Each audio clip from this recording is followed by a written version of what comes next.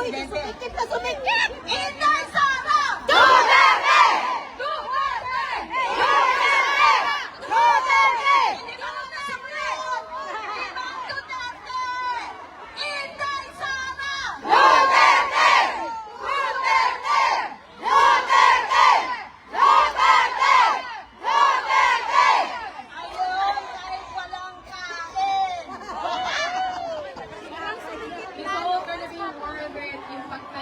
Ayan na siya talaga. Yung sarong nagsasalba sa Pilipinas! Mayroon sila! Ayaw! Yes, 3 o'clock na. Isang sigaw muna tayo. Bring him home muna tayo. Yan. Natin kalimutan yun. Kaya tayo nandito. Naalala nyo? Naalala nyo? Yes! Tatay! 2016! Palisin yan dapat. Nandito kami para kay Tatay Digong! Yes! Nandito pa rin! Nakatayo pa rin. Wala. Okay? Naiiyak ako! Putangin na nila! Saan nilang ilagay ang maganda? Sa dahig! Sana marami doon. Nasaan si Tatay Digong? Sa dahig! Bring him home! Bring him home! Bring him home! Bring him home! Bring him home! Bring him home! Okay, lampas na yun. Hindi po Duterte, pwede po kayo mag-extend. Minority naman po. Salamat po. Ako si Alan Cayetano. Mga minority tayo, pero tayo talaga. Ay kumalat na. Sabay-sabay.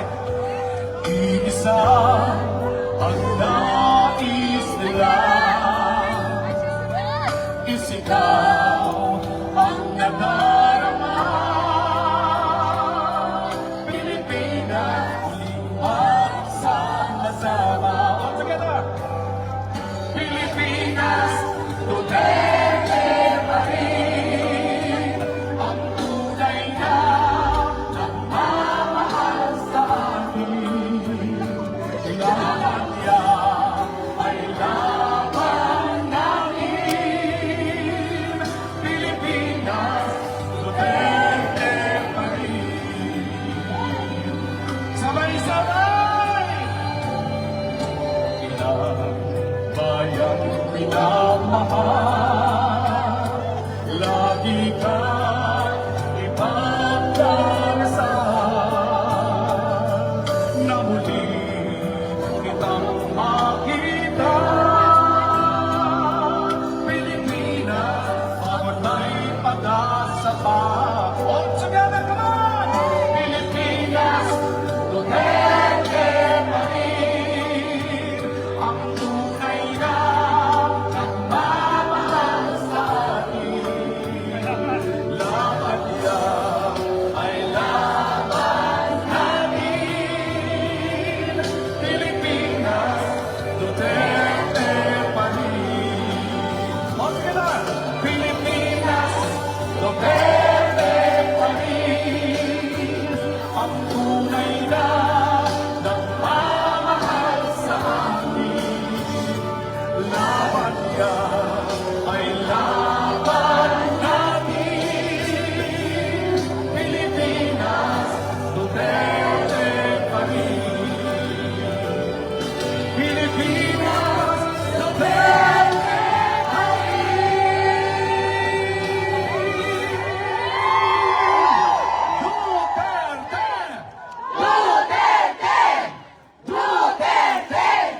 Duterte! DJ, can we have it once again? Pero ngayon, sabay-sabay po natin i-perform yung pong action or yung choreography po ng kanta. Okay, requesting yung mga taga Sarana Movement, UK, dito po sa harap, yung mga core leaders po. Core leaders? Okay, core leaders, dito po tayo sa harap. Mga core leaders, dito po sa harap. We are gonna sing again the Duterte pa rin with the choreography. Do you remember? Yes? You remember that?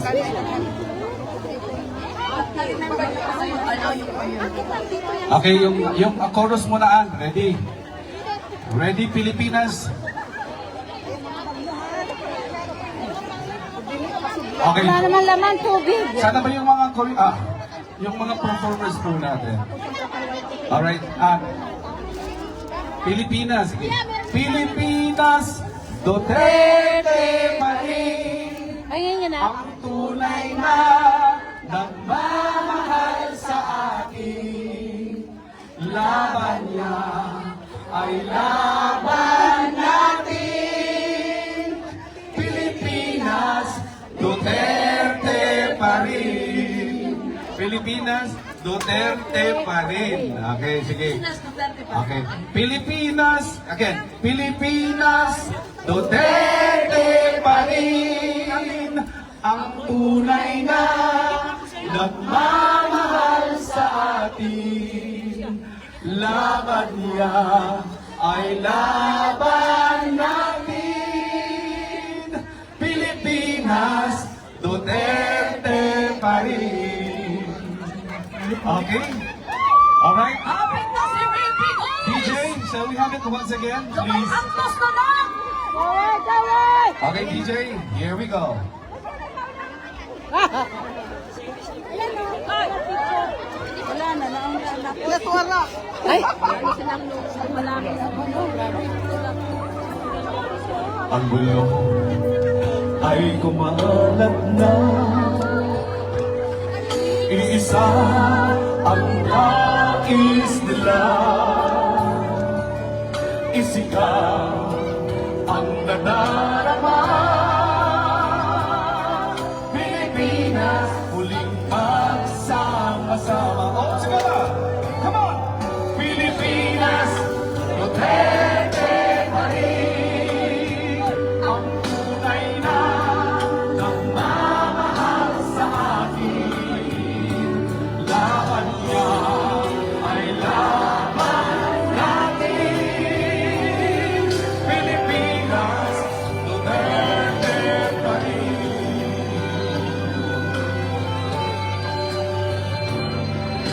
Ilang bayang minamahal,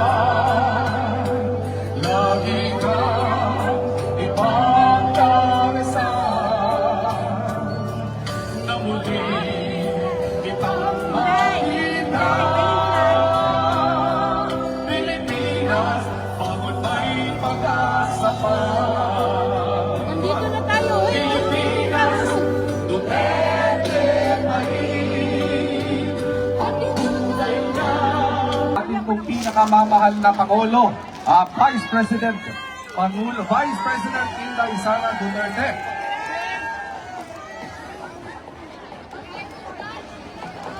Hey! Hindi po ako.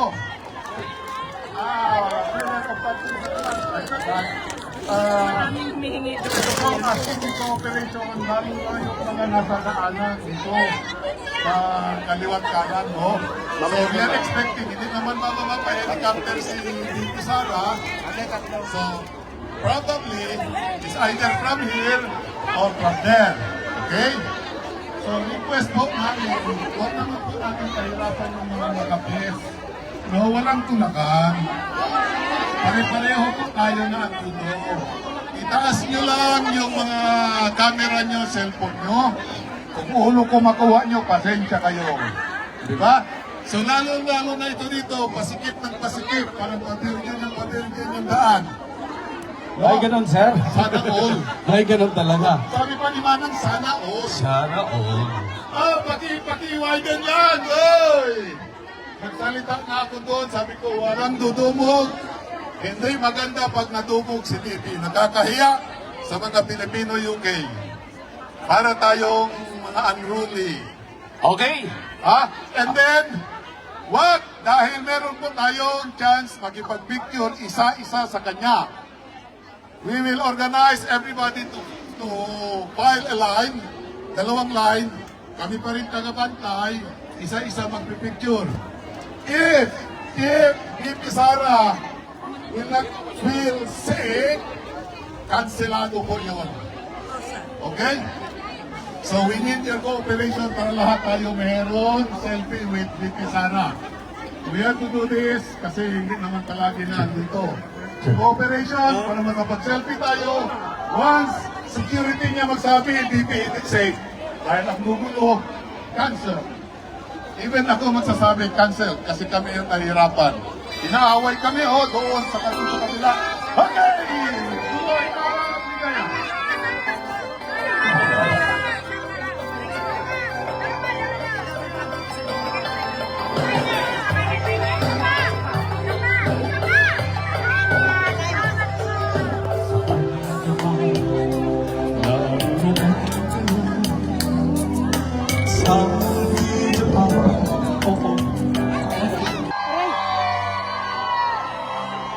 Yung kamot mo.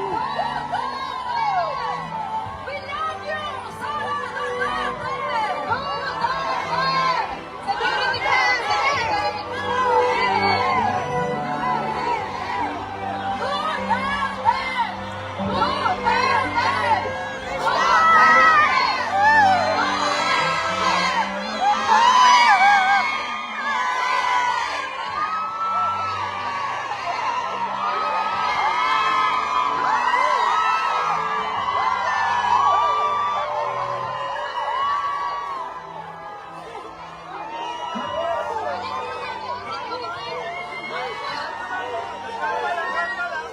Excuse me, lahat po ng mga Pilipino.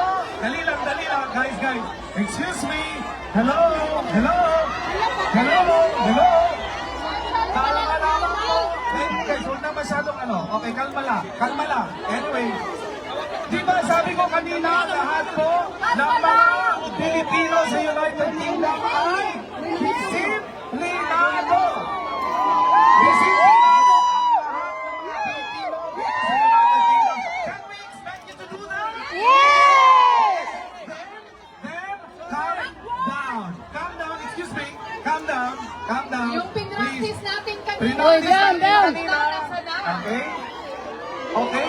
Gusto niyo bang sumayaw si VP Inday?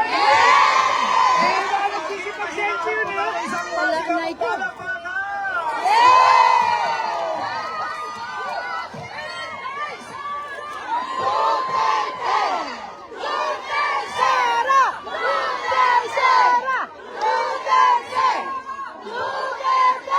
To deliver her address, ladies and gentlemen, gusto niyo bang tutuloy ang programa? Huminahon po ang lahat ng mga nagmamahal kay VP Inday Sara. Calm down. Alright? Lahat po magkakaroon ng opportunity. Ladies and gents, Hold back po muna. Tayo. to deliver her address, ladies and gentlemen, Her Excellency Vice President Sara Zimmerman Duterte!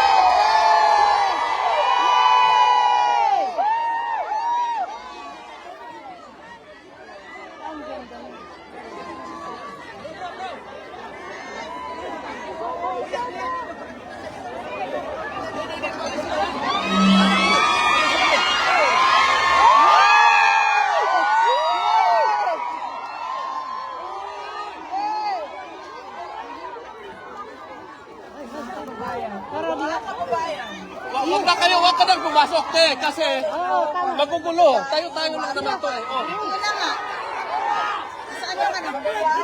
Umayong adlaw sa inyong tanan. Naibad na Sige, kanina. anin. Mog a little. Magandang araw sa inyong lahat. Matulak na na, nagwan na na diha. Meron lang po muna akong paalala para hindi tayo ma-excited at manggigil ngayong hapon na ito.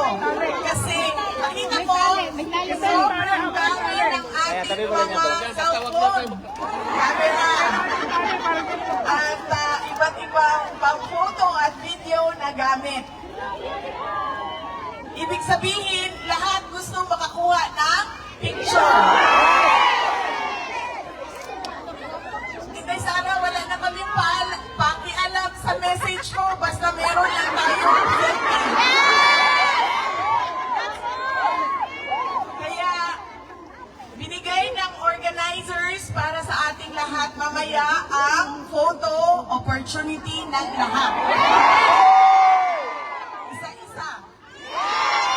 Kaya, hindi kailangan mag-gigil dahil habang merong nakapila para sa picture, ay gagawin natin mamaya. I love you, Mom!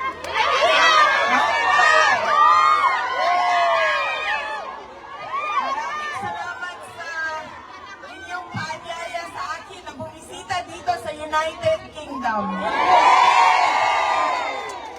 Ang susunod ko po ay yung unang ating pagdarasal at pakikiramay sa lahat ng mga kababayan natin doon sa Pilipinas na dumadaan sa hirap, may sakit, at mga biktima ng iba't ibang kalamidad na dumadaan taon-taon sa ating bayan. Tayo ay nakikiramay sa kanila.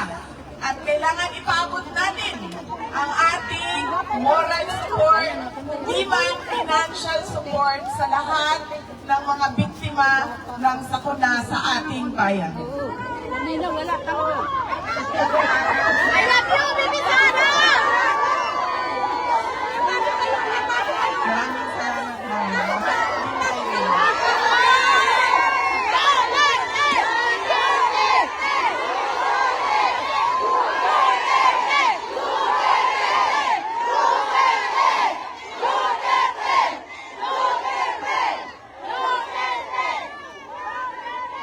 Unahin ko, mga pagpapasalamat.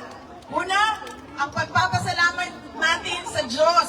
Kaya para sa araw na ito, na ibinigay niya sa atin para magtipon-tipon. Malayo man tayo sa ating bayan. Ang iba sa atin hindi na nakauwi ng Pilipinas. Pero binigay niya sa atin ngayon ang araw na ito para ang mga Pilipino magsama-sama at ipakita natin ang ating galit sa nangyayari sa ating bayan ngayon.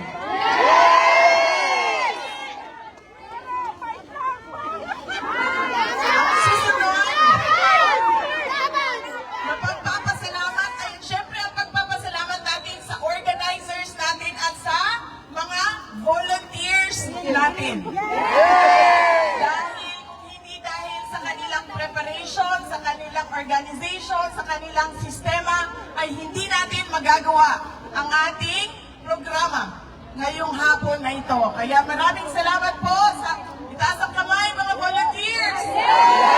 Organizers! Maraming salamat sa inyo. Wala kami bayad! Libre lahat! Lahat tayo ma'am, hindi ba yan? Lahat tayo hindi nakatanggap ng maleta.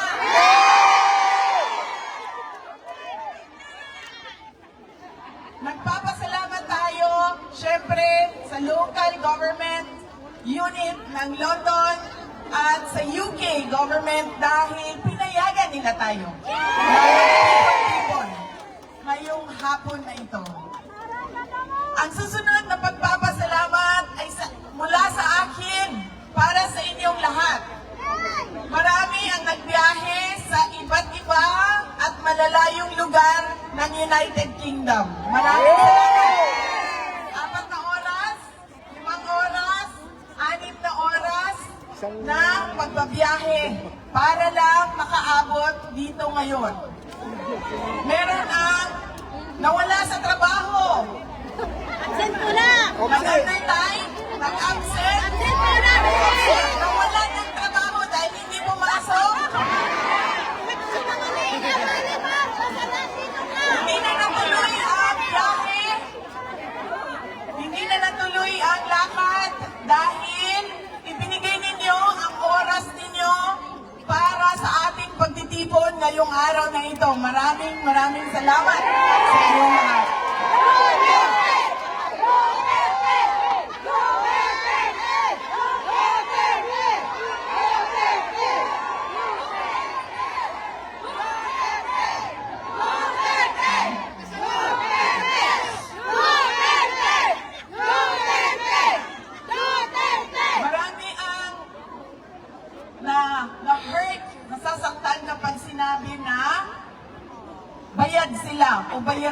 nila o binayaran sila para pumunta dito. Pero babayaran ko kayo mamaya ng picture.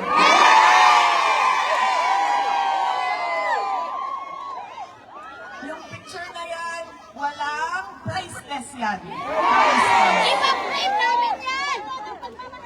Ang susunod na pagpapasalamat ay mula po sa akin at sa aking mga kasamahan sa Office of the Vice President sa inyong patuloy na pagtitiwala at suporta sa amin. Kahit na hirap yung opisina namin at maraming batikos at paninira sa OVP. Mula sa aming lahat, maraming salamat sa inyong mga kababayan namin.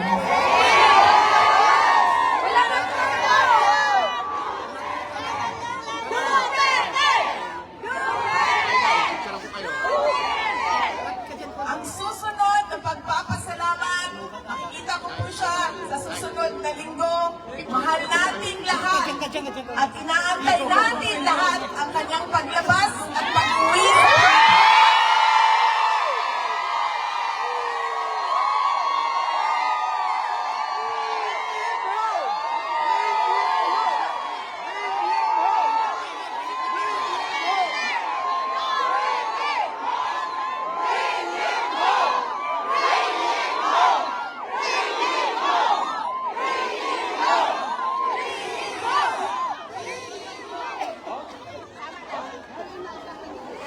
Ang kiniknap ng gobyerno sa sarili niyang bayan. Lagi kapag kami ay nag-uusap, sinasabi niya na ipaabot sa inyong lahat ang kanyang pagpapasalamat, lalong-lalo na sa dasal ninyo na siya ay makabalik sa ating bayan. At ang kanyang pagpapasalamat sa patuloy ninyo na suporta sa kanya kahit hindi na siya Pangulo ng ating bayan. Dahil siya ang parating Pangulo ng ating mga puso. Pinapaabot niya lagi. Yes, ma'am. Hindi natin makakalimutan ang kanyang sakripisyo na ginawa para sa ating bayan. Pinapaabot niya po salamat sa inyong lahat. Ang susunod na pagpapasalamat gikan sa amuha pamilya, ang pamilya Duterte. Dako kayo mi utang at akuputon kaninyong tanan mga kaigsuunan namo sa higayon na ginahatag ninyo kanamo nga makaserbisyo sa ato ang nasod. Napakalaki ng utang na loob namin sa inyo mga kababayan sa pagkakataon na ibinibigay ninyo sa amin na makapaglingkod sa ating bayan. Alam ninyo, ang lakas ng pamilya namin hindi galing sa posisyon namin sa syudad ng Davao. Dahil sobrang dami sa ating mga Pilipino ang mayroong iba't ibang posisyon. Barangay Kapitan, Purok Chairman, Konsehal, mga buhaya,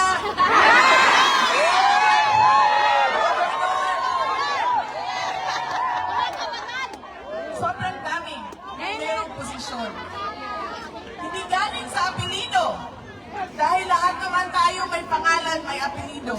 Ang totoong lakas namin ay galing sa inyo. Nakikita ninyo ito? Ang pagtitipon natin ngayong hapon na ito, ito ang lakas ng aming pamilya. Kaya nagpapasalamat kami sa inyong lahat dahil hindi ninyo kami iniiwan. Noong hindi pa Pangulo si President Duterte, nandiyan na yung suporta ninyo. Nung naging Pangulo siya, buong-buo ang suporta ng taong bayan. At ngayon, pamilya namin ay nandyan pa rin kayo, mga kababayan namin. Maraming salamat sa inyong lahat. Maraming salamat kaninyong tanan. Then have a ladies and gentlemen. The 15th Vice President of the Republic of the Philippines. Salamat pala no. So good pa lang to.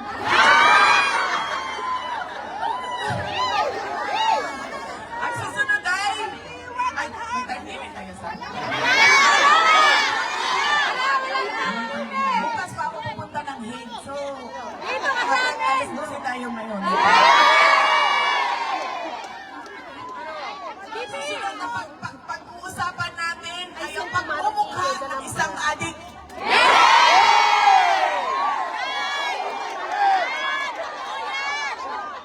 Joke lang.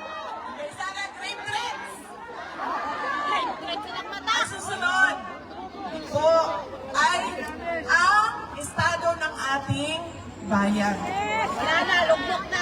Alam naman natin ang problema.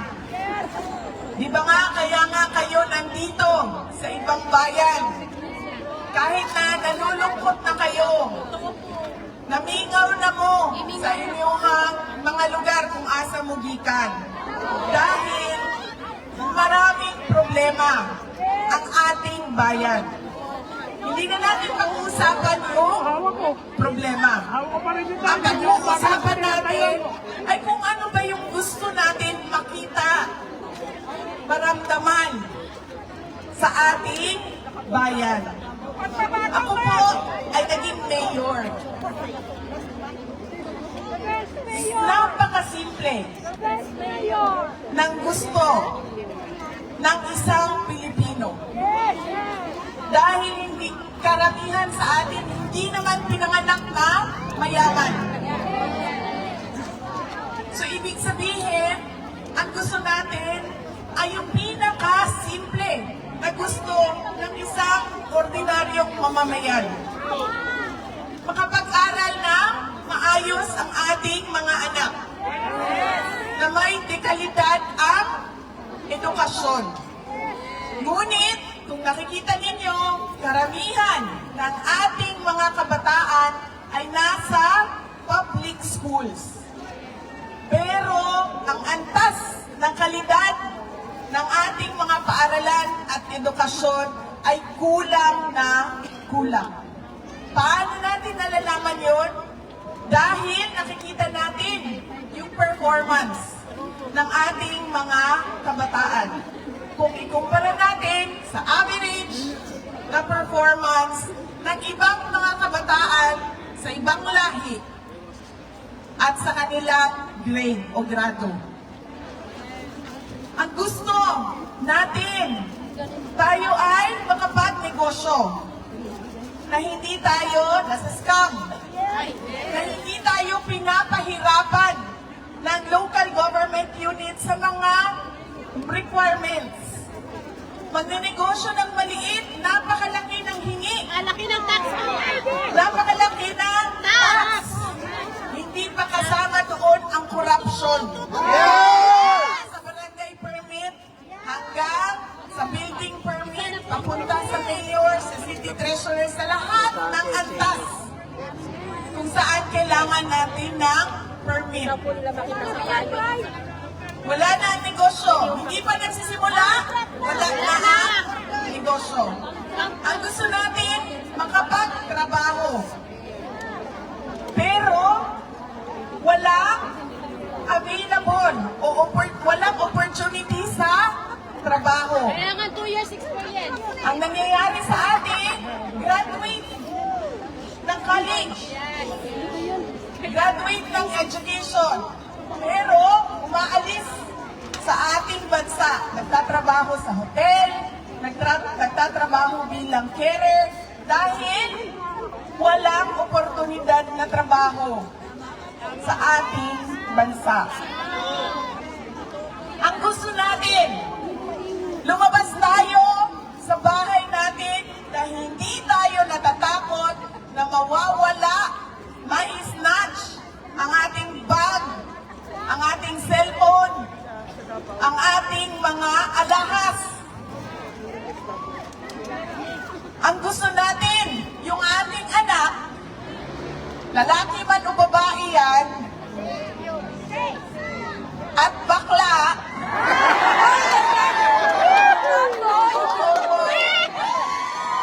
lalaki man o babae o LGBT man yung anak natin, hindi tayo natatakot. Kamarin, masaksak, ma-hold up, mamatay, patayin, o hindi na makauwi ng buhay sa ating mga bahay. Napakasimple. Ako, gusto ko na ang anak ko lalabas, pupunta ng paaralan, nasigurado ako na walang mangyayari sa kanya. Na ako lalabas, pupunta sa trabaho, na maayos ang mga terms of employment ko. Maayos ang sweldo, ang sahod ko. Kasi kung makikita ninyo, kung ikumpara ninyo, sa Pilipinas, sinasabi natin mahal. Mahal ang cost of living. Mahal ang gasolina, mahal ang pagkain, mahal ang renta, totoo yan. Pero kung makikita din ninyo, sa ibang mga lugar, sa labas ng urban centers, mura lang ang cost of living. Kung ikumpara natin sa averaging. Pero, bakit hindi tayo namumurahan? Dahil sobrang baba ng sweldo.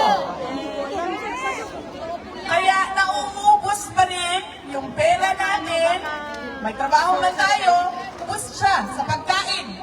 Ubos siya sa pagbayad ng renta. Hindi na nga tayo makabili ng sarili nating bahay. Sa mga lugar ninyo, at sigurado ako, karamihan sa inyo, galing sa mga maliliit na munisipalidad sa mga probinsya. Sino ba ang may mga malalaking bahay? Di ba kayo lang? Di ba? Yung mga nakapagtrabaho sa abroad, ang simento ang bahay. Pero yung classmate ninyo na naiwan doon sa Pilipinas, na hindi lumabas, hindi nag-abroad, hindi nakipagsapalaran sa ibang bansa, lubog sa utang. Dahil sa kawalan ng Napakasimple ng gusto natin na makita sa ating bayan. Pero bakit kailangan umalis sa sariling bayan para lang maabot natin ang mga pangarap natin sa sarili natin at mga pangarap natin para sa pamilya natin? Marami, alam niyo ba, na marami ang kanilang tinitingnan ay mag-aral ako, makapagtapos ako, at mag-abroad ako. Parang naging normal na lang para sa mga Pilipino ang pangarap na abroad. mahirap. Mali yun. Dahil dapat ang sariling bansa mismo natin nagbibigay sa atin ng oportunidad. Hindi na kailangan natin umalis, ngunit pwede tayo umalis kung gusto natin. Hindi yung napipilitan tayo na iwanan ang ating pamilya, ang ating mga anak, sira-sira, broken families, naghihiwalay ang mga mag-asawa dahil kailangan umalis, lumabas. Dahil bakit? Walang-wala ang opportunities sa ating pagkakataon. Wala doon sa ating bayan.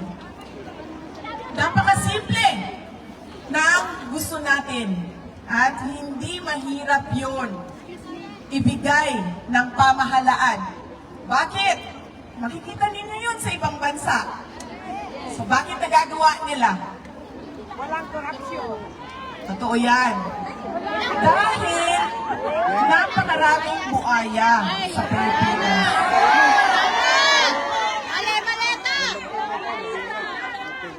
Hindi ko alam kung ano ang nagbago simula nung panahon ng 1940s, 1950s, 1960s, 1970s, hanggang ngayon, taon na ito, 2026. Ang nangyari sa ating mga Pilipino, nagkanya-kanya tayo. Yung mga nakaupo, umangat, nagkaroon ng kapangyarihan, naging makasarili. Bahala na kayo sa buhay ninyo, basta ako, nakaangat na ako. Hindi ko alam. Hindi ako social worker, hindi ako sociologist. Hindi ko alam anong nangyari sa atin. At ang nangyari pa, kapag hindi ka sumama, sumabay, Kulong ka.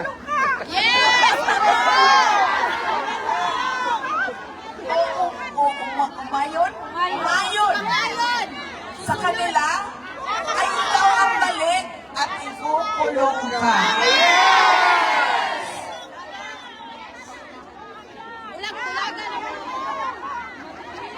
Ganon ang nangyayari sa ating bayan ngayon. Napakasimple ng gusto natin. Alam naman natin pwede. Dahil nakikita natin sa ibang bansa. Pero, hindi natin nakikita dahil naging makasarili ang mga may kapangyarihan at yung kanilang pagiging makasarili ang naging tama. At lahat tayo naging mali. Kulong kayong lahat. Kulong na niya lahat. Kulong. Ganon ang estado ng ating bayan. God bless you too. God save the Philippines.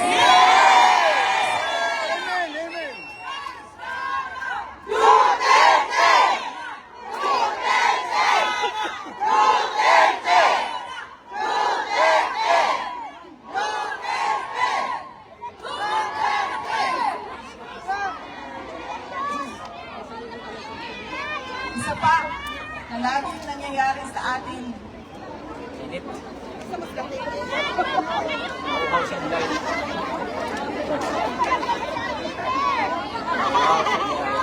Taon-taon, alam natin na pabalik-balik ang bagyo, ang baha, ang lindol, ang pagsabog ng bulkan, ang landslide.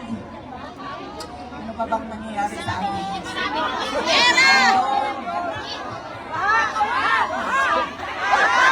Natural, ma'am. Hindi man-made disaster. Natural muna tayo. Natural. Taon-taon alam natin na nangyayari ang mga natural disasters. Pero bakit taon-taon laging nagugulat ang Pilipino sa pagbaha, sa pagbagyo, Kasi ninakaw na sa yung budget. at hindi lang yan.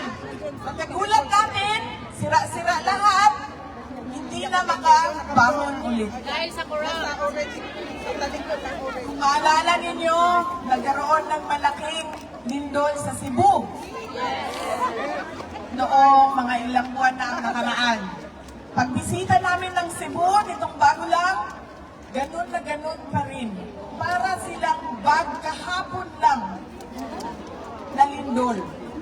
Hindi tayo nakakabangon kaagad. At meron sa atin, hindi na nakakabangon talaga. Ubus ang savings dahil sa kalamidad. Taon-taon, ubus ang gamit. Magpasan po tayo. Hindi po ako umansa kasi ito yung Isa yan sa mga pangyayari sa ating bayan. Natural, man-made ba? Man-made disaster. Ano ang man-made disaster? Ayan! Hold up! Manmade na yun ngayon! Napakataas ng petty crimes sa ating bansa. Bakit? Ikot-ikot lang din naman yan. Madali lang siya maintindihan. Kapag walang oportunidad ang tao, wala silang trabaho. Kapag wala silang trabaho, nagnanakaw sila. Kasi yun yung pinakamadali para sa kanila. Idagdag mo ang illegal na droga, Yan ang gusto ko! magkakaroon na ng mga crimes against person. Rape, patayan, Nanakaw! kidnapping. Ganon ang nangyayari sa ating bayan. Hindi lang tayo bugbog sa natural disasters. Alaga ni Risa Bugbog Altamir. din tayo sa man-made calamities. O kagagawan lang din ng tao. Hindi naman kasalanan ng taong bayan, kundi kasalanan ng iilan na mga nakaupo sa pwesto. Dahil, babalik tayo ulit, nandun tayo sa nagkanya-kanya na. Ang mga leader natin, nagkanya-kanya na ang mga Buhaya! Buhaya! Buhaya ng Pilipinas! Crocodile farm na! Philippine crocodiles. Marami sa kanila, at alam niyo yan, Tama! marami sa kanila ang mga may bahay sa iba't ibang bansa. Ayan! May bahay. Paborito nila sa Spain, sa Australia, sa Amerika,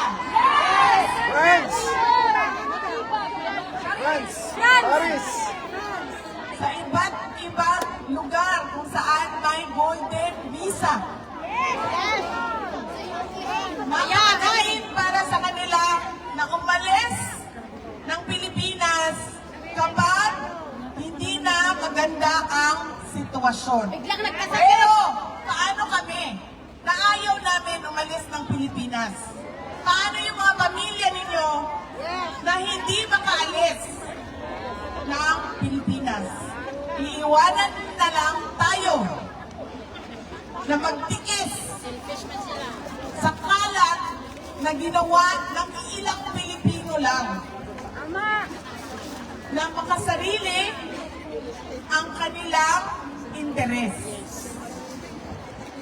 Dahil wala silang pakialam kung anong mangyari sa ating bayan. Dahil napakadali para sa kanila.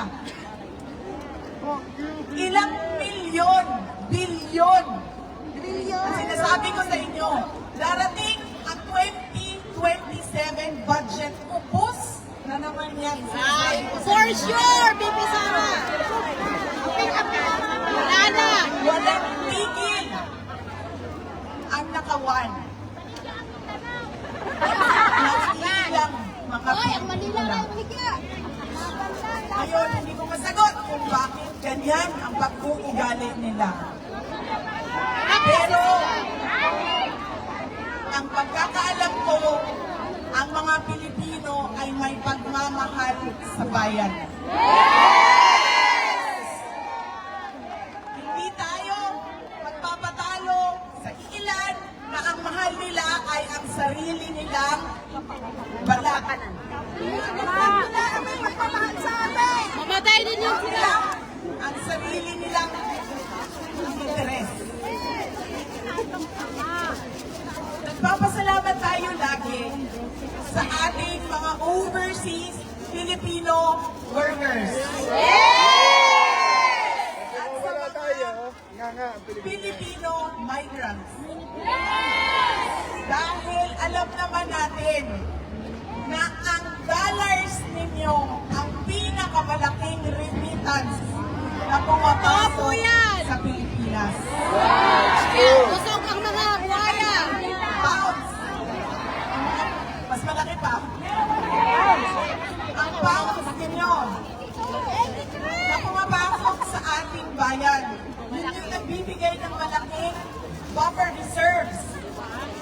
natin.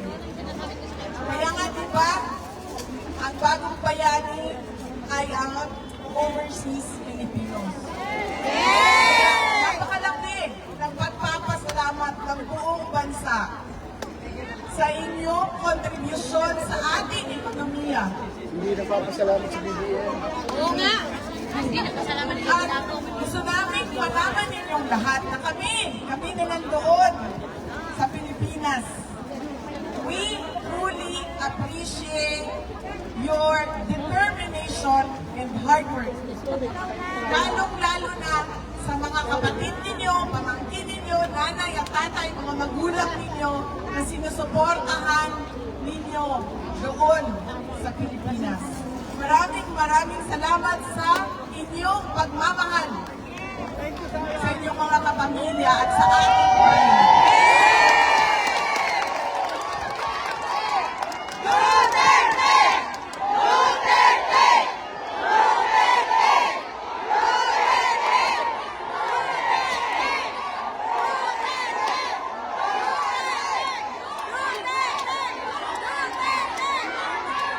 Mga kababayan, pangarap natin ang araw na pwede tayong umuwi sa Pilipinas. Retire sa Pilipinas. Pangarap natin ang araw na kapag sinabi natin dito ako magtatrabaho dahil okay naman ang sweldo. Uy, kami kapitala. Dito, trabaho ng isang tao lang, ng dalawang tao lang, kundi trabaho ito ng isang sambayanan. Kailangan natin magtulong-tulong para na maibalik natin sa ating bayan ang tapang at Malasakit!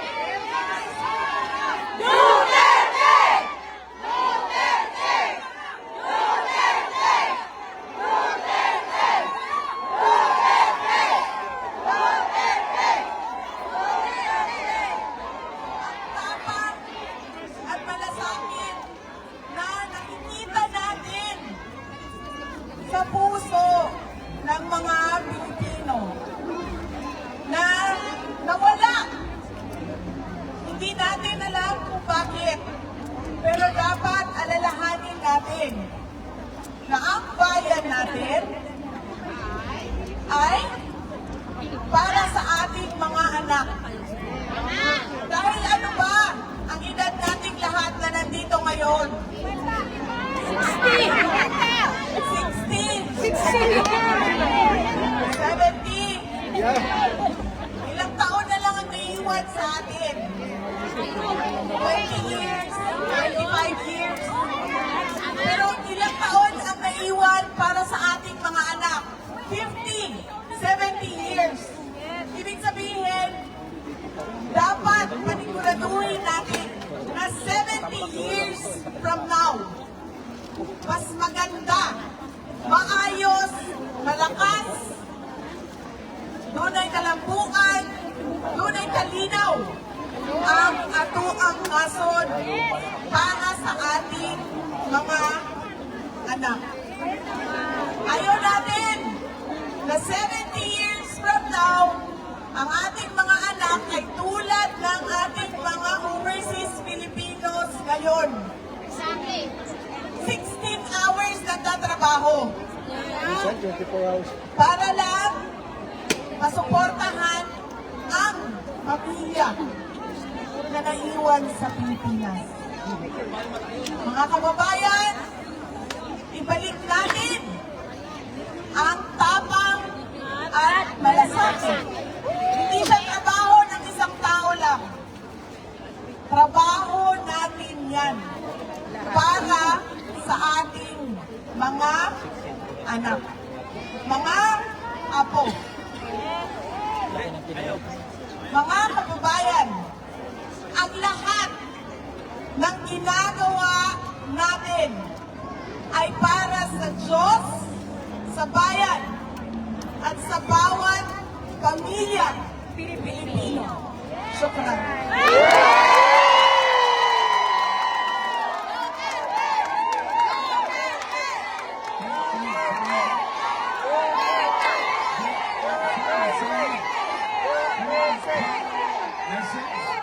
And for all of us with your questions this afternoon. Pascal, magpipicture na.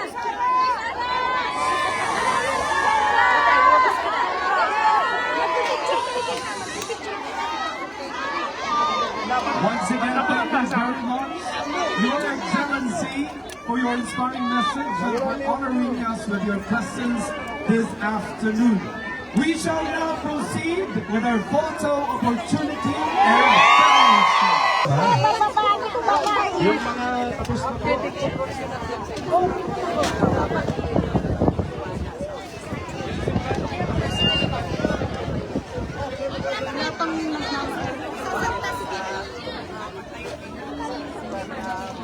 Wala na?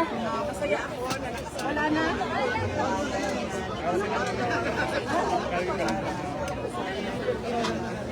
At masaya ko na nakausap ko sila at nalaman ko kung ano yung problema overseas Philippines. Media. Siyempre, nagpapasalamat ako sa nakakabit ko sa kanila. Meron pa daw. May bali-balita po bang na magpapasip po kayo? Your reaction po on this one? Never na nakakabit. Sabi nga, ulit na yata yung pag-release. Kasi ito naman lang. Tapos naman kami. Siyempre hindi happy. Tapos papalimutan pa yung Maria kasi